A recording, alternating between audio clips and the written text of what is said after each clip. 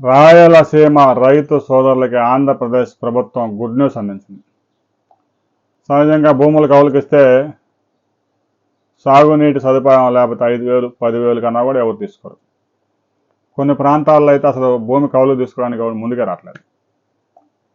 ఇక రాయలసీమ ప్రాంతంలో కడప జిల్లాలో కొండాపురం మండలంలో బొమ్మేపల్లిలో పెద్ద ఎత్తున రివర్సిబుల్ పంపింగ్ ద్వారా విద్యుత్ ఉత్పత్తి చేసేందుకు ఒక సంస్థ ముందుకు వచ్చింది.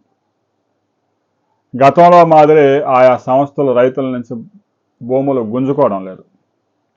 సోలార్ ప్రాజెక్టు పెట్టినా, రివర్స్ పంపింగ్ ద్వారా విద్యుత్ ఉత్పత్తికి ప్రాజెక్టులు పెట్టినా కూడా రైతుల భాగస్వామ్యంతో, అంటే రైతుల భూమిని లీజుకు తీసుకొని 30 సంవత్సరాలు నడవచ్చు కంపెనీ, 40 సంవత్సరాలు నడవచ్చు, 45 సంవత్సరాలైనా రన్ అవ్వచ్చు.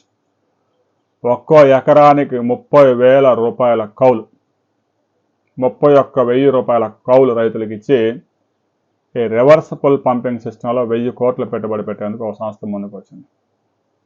ఎకరానికి 30,000 రూపాయల పైగా కౌలు ఇవ్వడంతో పాటు ప్రతి 2 సంవత్సరాలకి 5% పెంచుకుంటూ వెళ్తారు. అంటే రైతు సోదరులకి ఒక 40 సంవత్సరాలు 50 సంవత్సరాల కాలంలో ఒక్క ఎకరా ద్వారా 15 లక్షల పైగా ప్రస్తుత ధరల ప్రకారమే ఆదాయం వచ్చే అవకాశం ఉంది.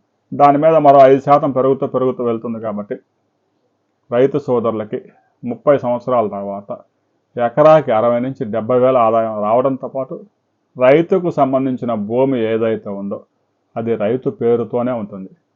యాజమాన్య హక్కులన్నీ రైతులకే ఉంటాయి. ఆ సంస్థ నడిచినంత రోజులు నడుస్తుంది.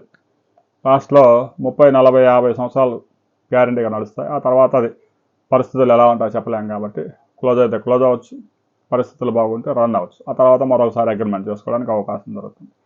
రాబోయే రోజుల్లో కూడా రాయలసీమలో వచ్చే పవర్ ప్లాంట్లకు సంబంధించిన, ముఖ్యంగా సోలార్ ప్రాజెక్టులకు సంబంధించిన భూములన్నీ కూడా లీజుకు తీసుకొని రైతుల ఆదాయాన్ని పెంచేందుకు రాష్ట్ర ప్రభుత్వం క్రియాశీలకంగా అడుగులు వేస్తా ఉంది.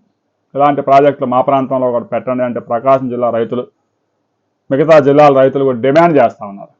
మా భూములు కూడా మేము లీజుకి ఇస్తామని. ప్రభుత్వం ఒక స్పష్టమైన ప్రకటన చేయాలి. రైతు సోదరులంతా ముందుకు వస్తే లీజుకు తీసుకొని సోలార్ ప్లాంట్ తీసుకొస్తాము. ఎకరాకి రైతుకి 30,000 కనీస ఆదాయం, ప్రతి 2 సంవత్సరాలకి 5% పెంచుకుంటూ పోవడం అంటే ఇది సాధారణమైన విషయం కాదు. భారతదేశంలో ఏ రాష్ట్రం కూడా ఇంత మంచి ఆఫర్ రైతులకు ఇవ్వలేదు. రైతు సోదరులు కూడా ఏ ప్రాంతాల్లో ప్రభుత్వానికి భూములు లీజుకు ఇవ్వడానికి సిద్ధంగా ఉన్నారు అనే విషయాన్ని ప్రతి రైతు కామెంట్ చేయండి. వీడియో నచ్చితే లైక్ చేయండి, షేర్ చేయండి, సబ్స్క్రైబ్ చేసుకోండి.